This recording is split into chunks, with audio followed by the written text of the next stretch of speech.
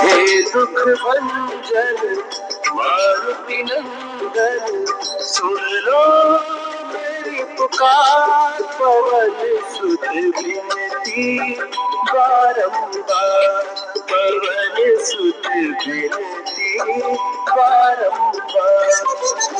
हे दुख भंजन मारुति नंदन, सुन लो मेरी पुकार। पवन सुत विनती बारंबार, पवन सुत विनती बारंबार।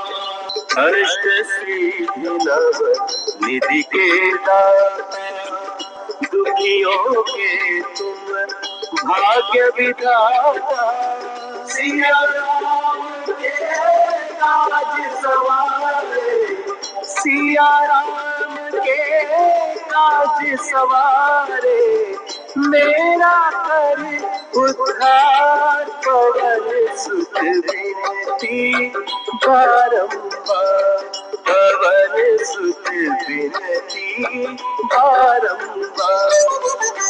हे दुख भंजन मारुति नंदन, सुन लो मेरी पुकार। पवन सुत विनती बारंबार, पवन सुत विनती बारंबार।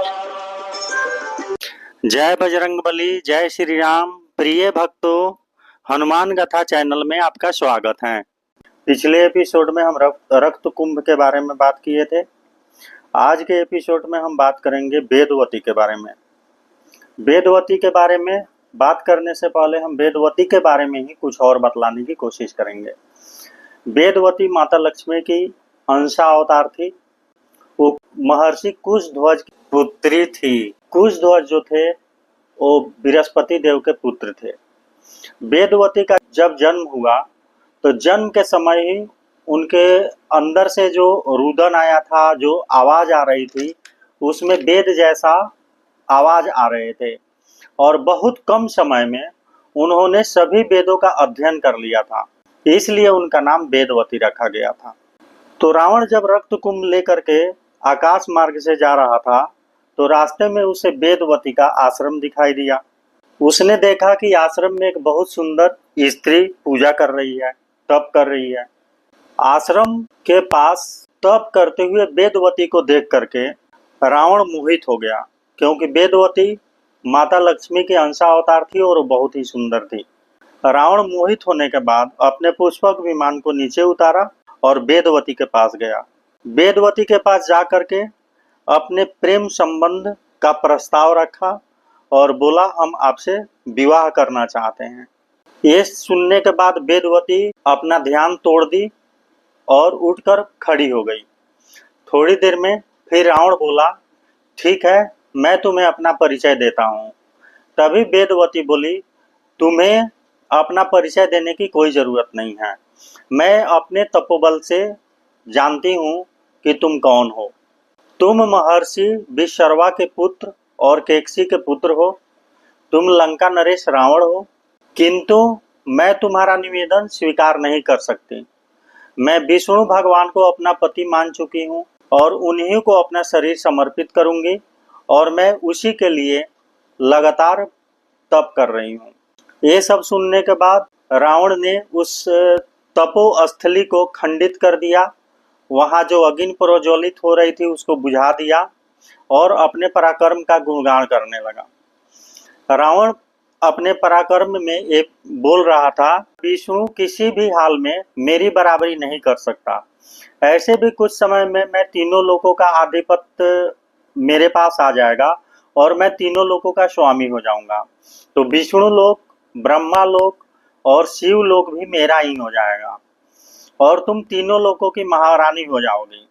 विष्णु किसी भी हाल में मेरी बराबरी नहीं कर सकता, क्योंकि विष्णु ना तो बल में मेरे बराबर है, ना पराक्रम में मेरे बराबर है, ना भोग विलास में मेरे बराबर है।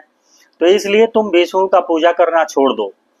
विष्णु की तप में तुम अपना शरीर क्यों बर्बाद कर रही हो, अपना यंग अवस्था क्यों बर्बाद कर रही हो, इसलिए तुम विष्णु की पूजा बंद कर दो। ये सब सुनने के बाद वेदवती जो है रावण को बहुत ज्यादा समझाती है, बहुत ज्यादा धमकाती भी है और बोलती है कि तुम मेरे रास्ते से हट जाओ और तुम श्रीलंका जाओ और मुझे तप करने दो। ये सब सुनने के बाद रावण को फिर बहुत ज्यादा क्रोध आता है और रावण वेदवती का बाल पकड़ लेता है। वेदवती एक बहुत तपस्विनी थी, इसलिए उसने अपने हाथ को अपने शक्ति द्वारा अस्त्र के रूप में प्रयोग करके और अपने बालों को काट दिया। बाल कटने के बाद बाल तो चला गया रावण के हाथ में और वेदवती जो है रावण से काफी दूर आ गई। फिर वेदवती बहुत गुस्सा हुई और गुस्सा होकर के बोली कि हे रावण, तूने मेरे तन को छू दिया और मेरे तन को छूने से मेरा तन अपवित्र हो गया। अब मैं इस तन को विष्णु भगवान को समर्पित नहीं कर सकती। तूने मेरे इतने दिन का साधना भी भंग कर दिया। अब मुझे इस धरती पर जीने से कोई फायदा नहीं। ये बोलते हुए वेदवती अपने शक्ति से अग्नि को प्रोज्वलित करती है और अग्नि को प्रोज्वलित करके फिर उस अग्नि में जाकर के खड़ी हो जाती है। अग्नि में खड़ी होने के बाद वेदवती रावण की तरफ देखती है और रावण को श्रापती है। वेदवती रावण को श्राप देती है कि हे रावण, एक स्त्री के कारण ही तेरा विनाश होगा और स्त्री को पाने की लालसा ही तेरे मृत्यु का कारण बनेगा। और वो ये भी श्राप देती है कि अगर किसी स्त्री के इच्छा के बिना तुम उसे छुओगे तो तुम्हारा सर जो सैकड़ों भागों में खंडित हो जाएगा। वेदवती इस तरीके से श्रापने के बाद विष्णु भगवान के मंत्र का जाप करने लगती है, उच्चारण करने लगती है और अपने आप को अग्नि में समर्पित कर देती है।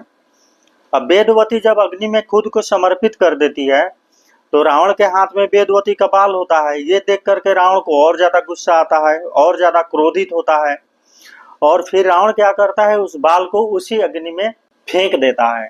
जब उस अग्नि में रावण उस बाल को फेंकता है तो उस बाल से जो अग्नि प्रोज्वलित होती है तो उसमें वेदवती का तपोशक्ति भी होता है। इसीलिए उस बाल से निकले हुए अग्नि से इतना तेज अग्नि निकलता है कि तीनों लोक में त्राही त्राही मच जाती है। वो अग्नि जो है स्वर्ग लोक, विष्णु लोक, ब्रह्मा लोक, शिव लोक, कैलाश, सब जगह मतलब चारों तरफ जा करके और फिर अपने गर्मी से सबको परेशान करने लगता है। और ये सब होने के बाद सभी देवता लोग फिर आपस में इकट्ठा होते हैं और सभी देवता लोग विष्णु भगवान के पास जाते हैं, ब्रह्मा जी के पास जाते हैं। और मैं अब अगले एपिसोड में बतलाऊंगा कि फिर सभी देवताओं लोग मिल करके किस तरीके से अपनी अपनी योजना बनाते हैं कि कौन किस रूप में रावण का वध करने में अपना सहयोग देगा और किस रूप में धरती पर जन्म लेगा। इस वीडियो को राम भक्त और हनुमान भक्तों तक पहुंचाने के लिए इस वीडियो को शेयर करें। अगर आपको इस वीडियो से कुछ नया जानने को मिला हो तो इस वीडियो को लाइक करें और आगे की कहानी लगातार जानने के लिए हनुमान गाथा चैनल को सब्सक्राइब करें। नमस्कार।